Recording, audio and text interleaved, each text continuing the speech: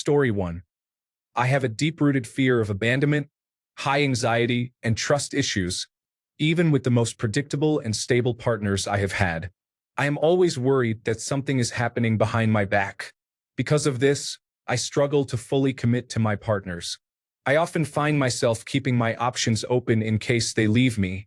I am an incredibly kind and supportive partner, but often end up causing my partners pain with this behavior. Story 2. I overthink everything and need constant reassurance. If anything is off about your routine, I will question you and think I am the issue. If you do not tell me all the time that you love me, I will think you no longer love me. If you stop touching me, I will think you are no longer attracted to me. Story 3. Guilty of asking, do you still like me? When everything is fine and they have given me no indication that they do not like me anymore. Story 4. I am a people pleaser. However, when I realize that I am doing everything to please others while they do not reciprocate, I become detached. Story 5. I have trouble remembering things, and it's not because I don't care. It's because there are always many thoughts racing through my mind. Story 6. Overall, my attention deficit hyperactivity disorder has contributed to my depression, anxiety, rejection sensitivity, dysphoria, and self-hatred. Story 7. I'm not quarrelsome, but I am unreliable. As an adult with attention deficit hyperactivity disorder, I struggle to remember tasks and have difficulty completing them. Story 8. I get bored easily with almost all aspects of life. Things I used to enjoy no longer interest me, such as dining out, cooking at home, and walking. The only activities I truly enjoy are traveling and exercising. But even now, at 48 years old, the number of places I want to visit is decreasing. Canada and Scandinavia are at the top of my list. I am also the kind of person who, like the cliched film quote, could walk away from anything in 30 seconds, whether it's a partner, a job, or family, and wouldn't think twice about it. Story 9. I confront things later than I should, thinking, I'm overthinking to avoid getting emotional. In fact, I am not overthinking, and it needs to be acknowledged. Either that, or when I finally do express myself, I am very serious, which tends to throw people off. Story 10.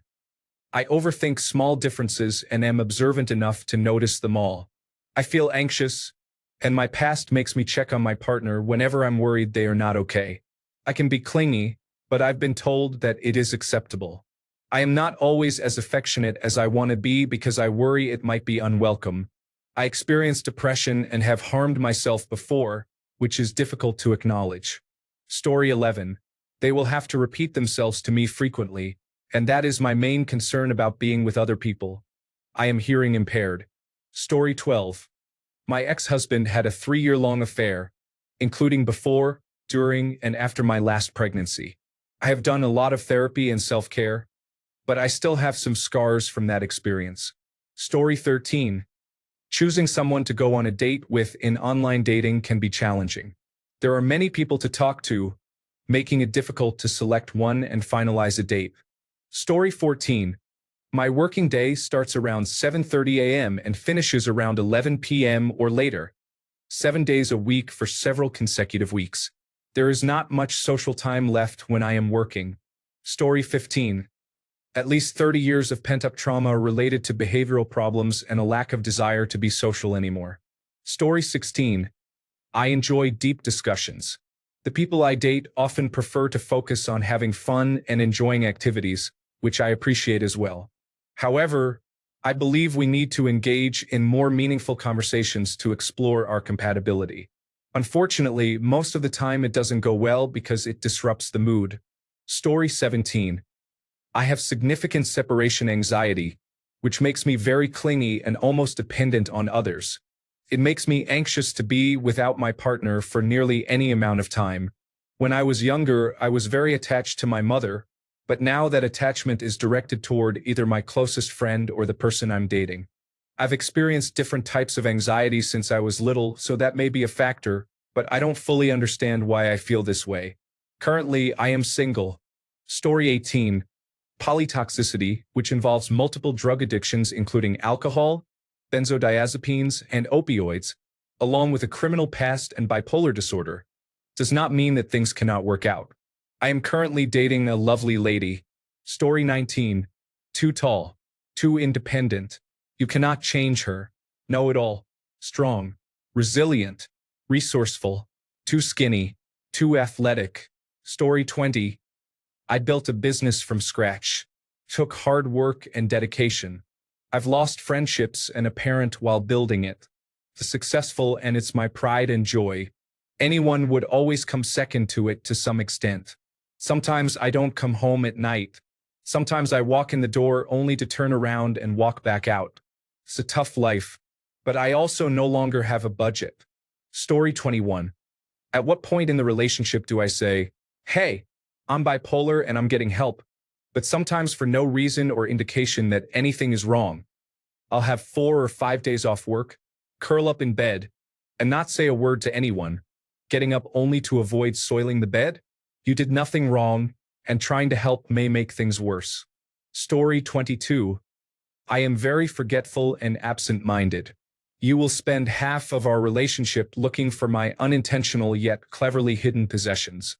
Story 23. They would probably think that the significant social challenges of my being a victim of image abuse and the many people online stalking me are a lot to handle. Story 24. In my past, I was more focused on acting a certain way to get you to open up and fall in love with me faster. It is difficult to have a sincere relationship like that. Story 25. I am highly independent, and my mind is always active. I frequently ask questions and research various topics. I tend to talk a lot when I feel nervous or require more sensory input. Story 26. I can be very particular about certain things and I want them done in a specific way. I wish I were a more relaxed, easygoing person, but I'm not. Story 27. I am from Finland, so I am reserved and quiet. I prefer to listen, which may come across as if I do not care or am not interested when I do not respond immediately. Story 28. I was very happy being single for 10 years. I have a lot of relationship-based trauma, so I learned how to feel safe and confident while being single. Being in a relationship triggers my post-traumatic stress disorder. I'm thankful my current partner is patient, understanding, and a literal ray of sunshine.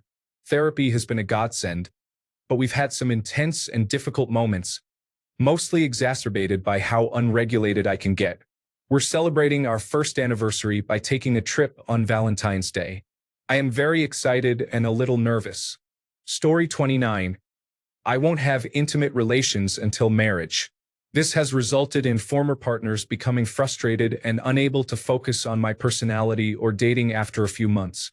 I also received a few proposals and had some former partners who were willing to elope. Long-distance relationships have always worked best for me because of this. I ended up getting married to my last long-distance partner. Story 30. I am financially stable and own a few properties. My lifestyle includes traveling, diving, and dining out in various places because I love to eat. I am independent and enjoy great conversations. It's challenging to find men who can match my energy. Either I am too much for them or they are not a good match for me. Story 31. Sensory processing issues and my declining executive functioning are evident. I am both analytically organized and chaotically disordered. Story 32. I have autism, so I often overanalyze. I tend to be very talkative and seek honest communication when I can sense that someone is hiding something. As a people pleaser, I try to be as kind as possible to others, but I struggle with many aspects of myself. Story 33. I am very emotional and specific about things. There are times when I am absolutely fine with a hug, and other times when I will not allow it. I also have post-traumatic stress disorder from sexual assault and abuse, which is difficult for me to navigate, let alone for another person to understand. Story 34. I am quite demanding and particular. I am not always soft when I speak and am not afraid of confrontation. Story 35.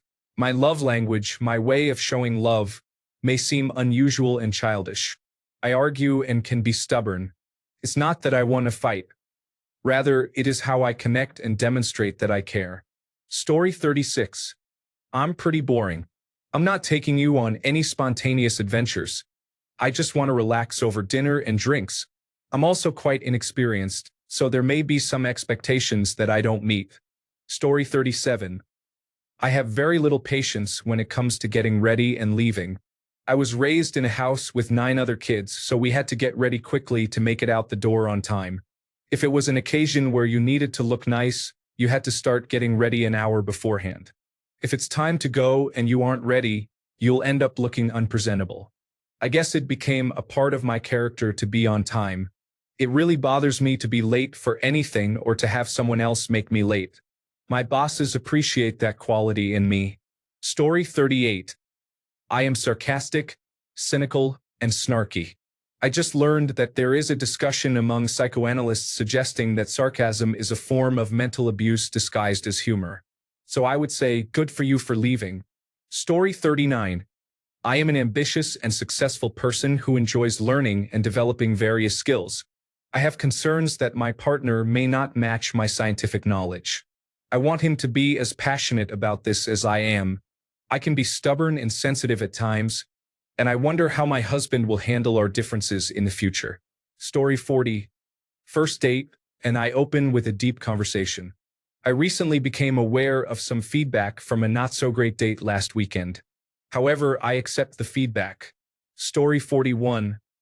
I have the luxury of not having to think about it. I know for a fact that my depression and anxiety make it difficult to be with me, and I have the trial separation and likely divorce to prove it. Story 42. I am constantly thinking about theology, holding a master's degree in philosophy, and fighting, as I am a boxing trainer and former professional boxer. Story 43. I am a scrub nurse and spend 7 to 8 hours a day in surgery. I love my job and take it seriously, prioritizing my ability to perform consistently. I do not allow disruptions to my sleep routine. I will only cancel a workout for special occasions. I am protective of my downtime because recovering from a challenging day can be difficult due to the adrenaline and stressful situations. As an introvert, I need to submit my time off requests well in advance. This makes me challenging to spur into spontaneity or to engage in activities on short notice. It is frustrating, but since most of my closest friends are nurses, it primarily affects my dating life. Story 44. I have been single for so long that I might forget you exist on the same day we exchange messages. I will need constant reminders to know you are around. I assume this will continue until we become a couple, but I haven't progressed far enough to confirm that. Story 45. I have an anxious attachment style. I need reassurance that things are going well. I need to know that you are still interested. Story 46. I have a dismissive avoidant attachment style and need a lot of alone time. I am not suited for relationships, which is why I prefer casual dating. Story 47. I can be a bit prideful, which causes issues during arguments. I do not like admitting when I am wrong and take a long time to apologize. I am working on it. Story 48. I want to be the person you choose to hang out with, call, or confide in. If I have to hear about your life from others, or if I'm only fitting into your schedule occasionally, then you're not the right person for me. Story 49. I feel depressed to the point where there are days when it is hard to get out of bed. I often feel a lack of interest in activities I once enjoyed.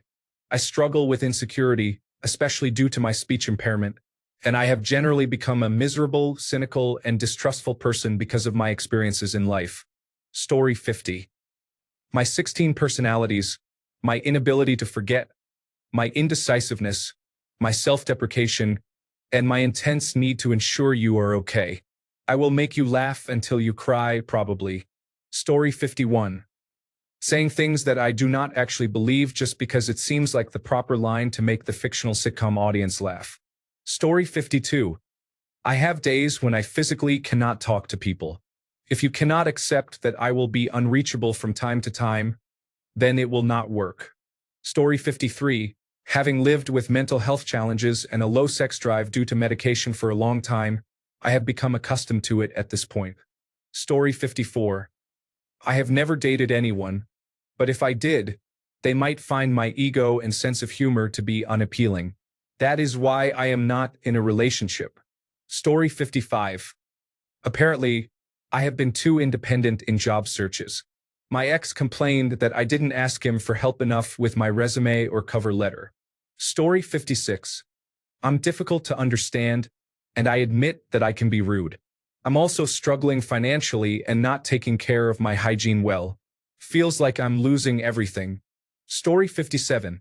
If I sense any ambiguity, I believe it won't work out. Initially, I desired complete mutual infatuation from our first or second date, or I would disengage. As a result, I never progressed with anyone who remains aloof or doesn't openly express their feelings. Story 58. I know what my needs were when I wasn't married.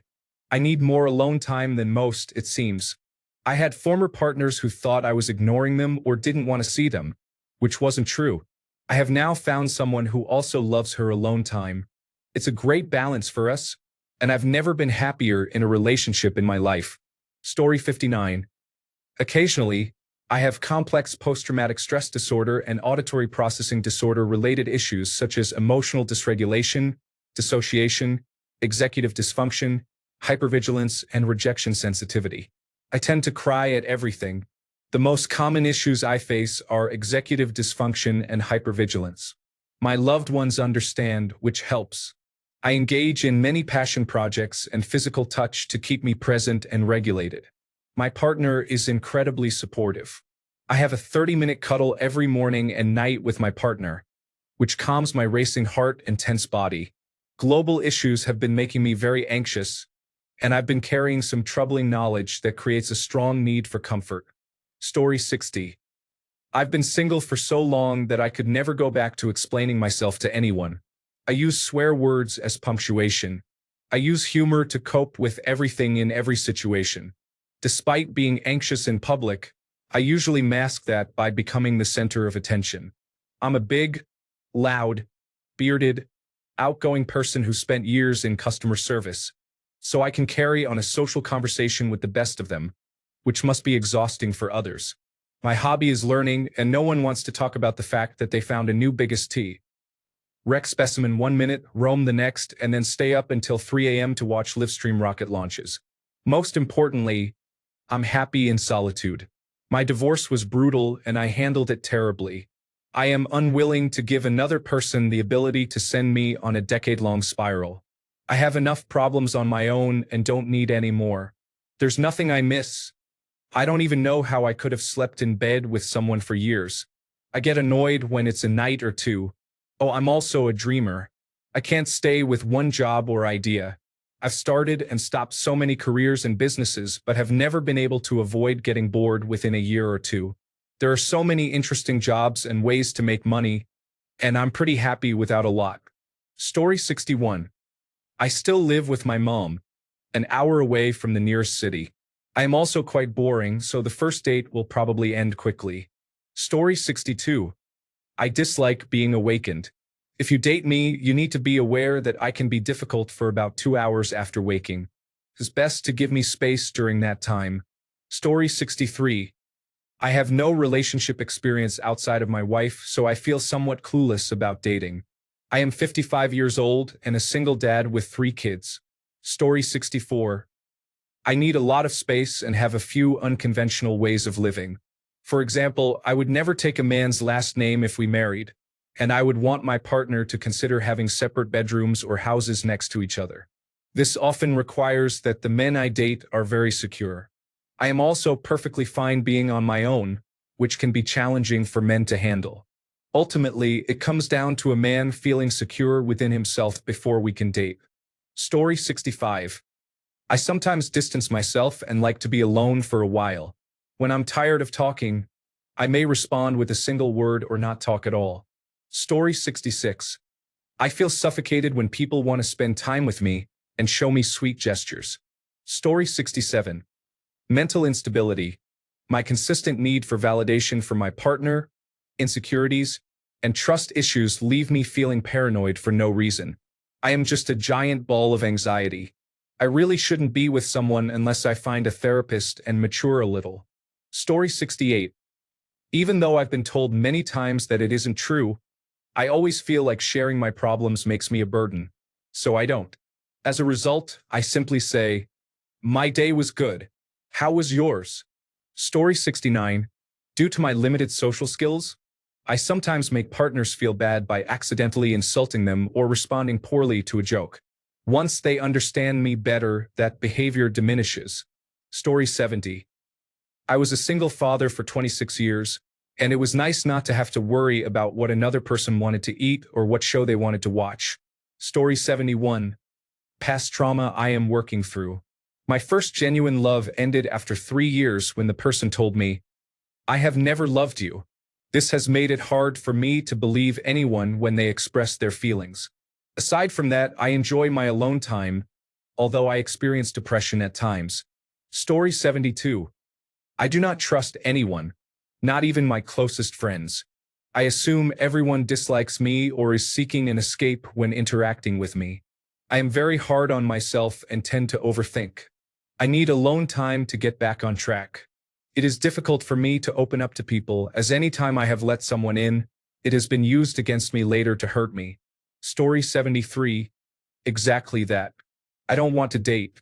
I might be open to a relationship, but I don't like the things that lead up to it. I think I would at least need to know someone on a comfortable level before I would consider going on a date, and the date would probably have to be very generic. The idea in my head is 1. I want to know if this person has enough genuine interest in me to interact positively even when we're not dating, just hanging out. And 2. I want to know if this person can have a good time with me when there's no outside noise or stimulation, just the most basic day, but a good time because we vibe off each other's conversation and energy. That's when I would feel a bit more comfortable to take things further. But this concept of calling up someone random on the internet, going to a fancy dinner, and trying to be enthusiastic about the whole ordeal, I don't know. Also, the older I get, the less excited I am about meeting another person. I've been around the block enough times. It's just not that interesting. Even if a girl tells me she plays the violin at a certain orchestra, I think, that's nice for you, but what else? Engaging in any sort of deeper or controversial topic probably isn't a good idea. So let me just go home and work on my projects, because that's less mind-numbing for me. Story 74. A few things. I really value my time. Times I need to decompress alone. I also recognize that I can be a bit reserved and not share my feelings, especially regarding negative emotions. Story 75. I am a bit of a stressor. My boyfriend is wonderful and encourages me to relax more, but I find it easy to work myself up over little things. I have always been a sensitive and empathetic person, and what is happening in the United States right now makes me upset. I have to remind myself that I do not live there and it is not directly affecting me at the moment. I can do what I can, but it is not worth crying over or ignoring things happening in my immediate life. Story 76. Yes, because I am very selfish about how I want to invest my time, effort, and energy into others. I would rather waste it on myself, not doing anything and not getting anything out of it, than give it to someone else and still not get anything in return. Story 77. My ability to go long stretches of time without initiating conversations is significant. With my last girlfriend, I once went 4 days without messaging her. She was really upset with me when we finally met up for our weekly bowling league night. Story 78. I do not express emotions. My idea of quality time is sitting in a room together and engaging in different activities. Story 79. I am a walking contradiction with strong opinions. It does not help that I let problems sit before addressing them due to fear of confrontation. I need to talk things out in therapy before I respond and risk saying something hurtful. I tend to become passive-aggressive when I feel my boundaries are being crossed. Story 80. I give a lot. It may sound cliché, but I think it's true. I love sweet gestures and showing affection to people. I'm starting to believe it might be too much for many guys. Story 81. I wish I knew the answer. I have high standards for the people I ask out, so I have only asked a few individuals. Unfortunately, no one has reciprocated my feelings. I am quite convinced that I will be alone. This year, my goal is to reach a healthier weight. Perhaps then someone will find me physically attractive enough to give me a chance and recognize my positive qualities. Story 82. I am particular. I do not tolerate dishonesty or manipulative behavior. I dislike guessing games where someone cannot share their truth. I am also uncomfortable with excessive physical touch. I can tell when someone has had a dry spell and tries to use me to compensate. I enjoy laughing a lot. Most of the men on the East Coast are too uptight. Story 83. I love my hobbies and my independence. Give me room to be myself and don't nag me when I become overly focused on my passions. Story 84. I need to make an effort to be quiet more often. I have a lot on my mind that I am thinking about, worrying about, and wondering about. Talking about it helps me organize everything mentally, but I realize it can be quite annoying. Story 85. I'm boring and I like that. I prefer peace, stability, and consistency above all else. I am also still getting my life together. A challenging job and part-time college is where I am at. So I am a boring work in progress. Story 86. I take a long time to warm up to people. I have limited resources and I am very critical of many power structures that people often cling to. I am a deep thinker, and sometimes the conclusions I reach are ones that most people are not comfortable with. Story 87. It is nearly impossible. An older man has been married for 40 years and lives on a farm 30 minutes from the nearest town. Story 88. I have been told that I am too independent and need to hold back and let others do things for me. Otherwise, I am perceived as too intimidating for guys. Story 89. I am very specific and direct. On a scale of 1 to 10, I would say I am a 4.5 when it comes to giving affection. I can talk a lot, usually sharing my opinions or thoughts, but I can also be silent, which seems to bother people for some reason. I ask for equal treatment. I am a logical thinker, and I have a hard time saying no to my partner. I am sensitive but tend to have no outward reaction. For instance, I might tell you something hurt my feelings, but then I'll laugh it off and expect you to address it if you care enough to do so. I can be annoyed, but I can also be annoying. I play video games to clear my mind, and I enjoy relaxing. I dislike going to the gym, so I engage in other activities instead. I like to explore and take road trips and vacations. I am not picky, so I will accept your choices, assuming you have preferences. It bothers me when adults are hungry but do not know what they want to eat and then dismiss every option I suggest. I like my apartment clean and organized, and I dislike dirty dishes in the sink. I value clear communication within my relationships. I am not fond of mind games, nor do I appreciate being tested. I do not care for tomatoes on my burgers or sandwiches, though I will eat them if they are included. Additionally, I enjoy eggnog and Crown Royal, whether separately or together, as well as stout beers. There is more, but it might make me sound complicated. Story 90. I do not allow my partners to become complacent, and often people do not want to grow or face challenges. Story 91. I could honestly answer jokingly and say I've never dated myself, so I wouldn't know. But earnestly, I think I'm difficult to date because I'm not fully present. It's very easy for me to be infatuated with someone and grow to love them over time, whether due to personality or attraction. However, I'm still trying to figure out who I am as a person. You might grow to love the person you see, while I might dislike that person and want to change completely. Because of this, it's easy for people to like who I am but not who I want to become. I'm battling my own body dysmorphia, dysphoria, anxiety, and depression, which can be mentally draining for me. In a relationship, that can also be exhausting for the other person. It's not their responsibility to tackle my mental health issues or my emotional imbalance. I want love. I thrive on it and grow from it. However, the person I aspire to be is not yet who I am, and getting attached to someone while still evolving can be very challenging. Not impossible, but I've yet to find someone who can keep up with my changes. I want someone who would love me regardless of gender or what I look like. That is a very difficult thing to find where I live because, of course, someone is going to be attracted to me physically based on appearance as well as personality. But if you completely change yourself physically, will they still love you based on your personality? That's not always a guarantee, and that's the most challenging part about wanting to date someone like me. Story 92. I'm much more of a free spirit.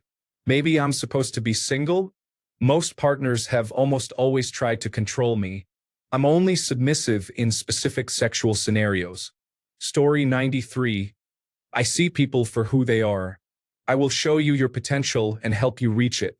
I may be a challenge to be with because I believe you can do better. Story 94. I maintain a small social circle of 2 to 3 friends, excluding family.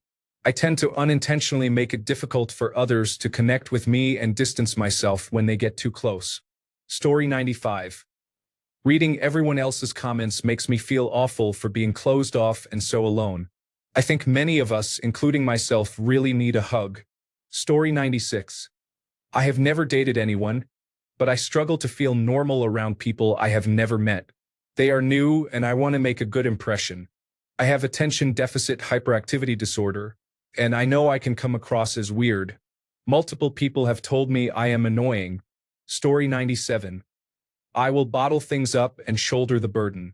While things may seem amazing, there is a lot festering beneath the surface. Story 98. I feel things deeply, which makes me intense at times. Coupled with anxious attachment, this can make me controlling or suffocating at times. Story 99. I know exactly what is important to me. I have learned from past relationships that compromising these aspects makes me unhappy. Therefore, a partner needs to fit into my life easily and with little adjustment. Story 100. I am a dedicated worker. Let me explain. When I start working on a challenging problem, I become so engrossed that I won't stop until I find a solution. I get little sleep and spend a lot of time in front of the screen. During this process, I dislike being interrupted, as it disrupts my train of thought, so I may ignore you. Once I solve the problem, I just want to relax, watch shows, and do nothing. Story 101. This is strange, but I don't want to date every day. Let me explain. I don't want to be affectionate all the time. I don't mind it, just not constantly. I don't want to call you where I am all the time. I don't want to sleep on the phone with you. I want to be with someone, just not every day. Feels odd. I'd rather be more active and connect with my friends than focus on my significant other. Maybe I'm just too young to be in the mindset of dating. Story 102. Emotionally unavailable. Over 20 years of bottling up emotions as they occur, to experience them later, alone, is not something I intend to do. I simply switch off whenever I feel I am not in control of my emotions. Story 103. I am not much to look at, and I am a manager for an operation that works from 3:30 a.m. to 7 p.m., 5 days a week, and on Saturdays. Story 104. I have severe attention deficit hyperactivity disorder, and I need to make it clear from the start. I must be protective of myself so I don't slip. There seems to be a pattern in my relationships where I am assured that I am a great partner and not to overthink things. Then I relax and take it easy.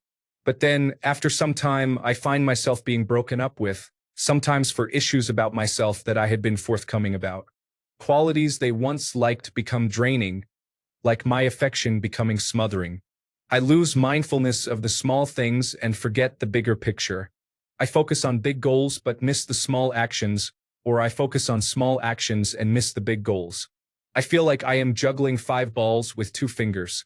Sometimes I slip, and they don't catch me. They see it as a personality flaw. I struggle with the disconnect between my intent and my actions. I always try hard but end up burnt out, often realizing I was spinning my wheels by putting my effort in the wrong places without being mindful. I just experienced a breakup. She was my best friend. We both cared for each other deeply, but I wasn't medicated the whole time, and I had been slipping due to unfortunate circumstances I didn't cope with well. She never knew me on medication or at my best. I thought I was accepted and valued. She had some concerns, but I worked hard to address them and put in a lot of effort. I feel deep regret because I've grown to a point where, with the clarity that follows the end of this relationship, I realize where I wasn't being mindful. If I were back on medication, I could be the man she fell in love with again. But now it feels too late. It seems like a sunk cost to her. And that hurts even more because I respect her decision and understand. She doesn't want to take a gamble on it, despite having a sliver of hope. She can't trust that my capabilities will be sustained. When a relationship ends, I gain clarity that hits me hard, filled with resentment or indifference from them. Feels as if I chose to be a drain. I always think that if I had known something was affecting them so deeply, I would have done what I could to fix it. I end up feeling like a burden. I know people shouldn't tell their partner how to be a partner, but I want someone not to give up on me and to recognize the disconnect between my intent and my actions. I wish they would communicate how they can get their needs met. Every relationship I have ends with them saying I was the loveliest partner they ever had. Yet they can't continue. They cry, but I also sense resentment. I feel like I'm losing a best friend. They move on quickly, while I ruminate on my failures, taking full responsibility for everything. I take it personally because it's a pattern. I recognize the need to be there for myself before anyone else. I realize I am at risk of losing myself in relationships, which impacts my ability to be the best partner. I will always grow and learn, but I'm tired of apologizing for who I am. I just need someone to notice when my effort isn't felt and to express openly where they need it and when it's not working before they withdraw, leaving me confused and hurt. I'm gonna stop dating for a long time, maybe forever. I can't keep losing great romantic connections that feel close and intimate and full of chemistry, only to discover they resented me the entire time without my realizing it. I'm tired of feeling like I am never enough and always falling short of expectations. At this point, I'd rather just focus on my personal growth. I'm very hurt. It feels like a pattern of people needing to remove me from their lives to heal from my love, expressing, "I love you so much," while showing a coldness that says, "But I don't want you in my life anymore." It's hard to have self-love when even those who care for me struggle to have me in their lives. It's difficult to feel overwhelmingly grateful for people who simply stick around. I often feel taken advantage of, even when that isn't true. I'm tired, but I'm going to keep pushing forward. Such is life. Story 105. I have trust issues and dislike inconsistency. I tend to self-sabotage the relationship before it ends. Story 106. I am far too forgiving and trusting. I know that does not sound like a negative aspect of dating me, but trust me, it is. Story 107. I have never dated, but if I ever do, my pettiness would likely be the biggest problem between my partner and me. I admit this, but I tend to make small issues seem more complicated when all we would have to do is communicate like mature individuals. So, no dating for me. Story 108. I probably lack emotional regulation and am working on it in therapy. However, I lose control without apparent reason. Story 109. I am concerned that I will appear clingy or overly eager, leading me to act the exact opposite way. I find it difficult to buy flowers because I do not want to seem too forward, so I refrain from doing so. I hesitate to give too many compliments, fearing that I might jeopardize the relationship. Story 110. I'm a fairly messy person, and I struggle to relax properly around others. I also prefer being early rather than late. Story 111. I am emotionally damaged from having one-night stands and random hookups, making it difficult for me to stay with one person for very long. Story 112. I have a deep and abiding love for solitude. I use various substances, actively seek my own demise, and have no interest in changing for any reason. Story 113. I am friendly but distant. I don't share my emotions very easily, if at all. If you're waiting for me to become overly sentimental, it might take a long time. Story 114. A list of mental health issues that arise when I'm overwhelmed. I enjoy the excitement of the chase and love to explore and have fun. Story 115. I want you to be mature and serious about something. It is honestly the most frustrating thing when someone does not take me or my words seriously. Then, the next minute I am dancing and shouting around like a clown. Story 116. I may be too wonderful. Many women just don't know how to handle perfection. But that's all right, I'm here to help. Thanks a bunch for sticking around till the end of the video. Remember to subscribe, and until next time, stay awesome and goodbye.